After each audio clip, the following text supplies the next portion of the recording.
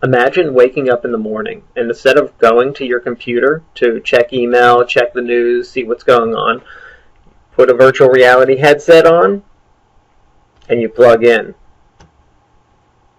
Hi, my name is Dr. Ray Pastor, and today I'm going to talk about what I believe as and see as the future of technology and probably the next iteration of the internet.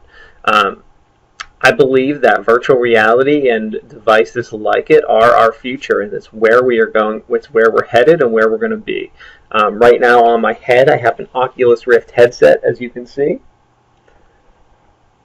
This is a technology that's already out there available to purchase. We have technologies out there like Google Glass, which many of you have probably heard of. This is something that is already out of production. Google's working on their next version of it. We have Microsoft HoloLens, which is kind of like a part 2 of this. But this kind of technology has a lot of application. Right now we're at the point where we can buy it, we can use it, companies are developing content for it, but it's not 100% there. We have some issues with it, but it's getting better. What's going to change it and what's going to make it change are haptic devices. Now this is an old, very old Nintendo Power Glove from the 1980s. But the idea was there. The idea was that we could put this on and control the system. We're not too far away from making things like this today. So imagine being able to plug in, put some gloves on your hand, being able to type. This will become the mouse.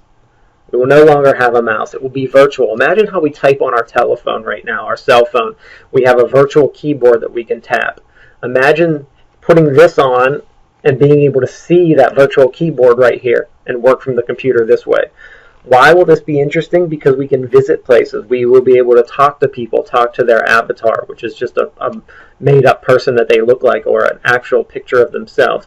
Then the next step that's going to happen with these is there's going to be sensors on these that allow us to feel, so that when I touch the keyboard in a virtual environment, I'm actually going to feel it. I'm going to feel like I'm typing on a real keyboard. It's going to have sensors.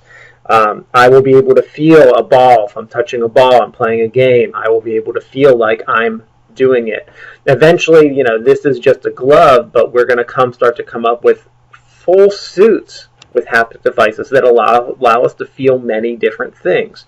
Now, the problem with all of this technology is that it's still not going to make our mind, it's not going to trick our mind into believing that we are there 100%. For instance, it's going to be very difficult to get the technology where we feel like it's wind as we're walking. And how are we going to walk? You can't technically walk when you're sitting down. Are you going to have, you know, we have these treadmill-like devices where people are walking, but they don't seem like something that most people are going to get.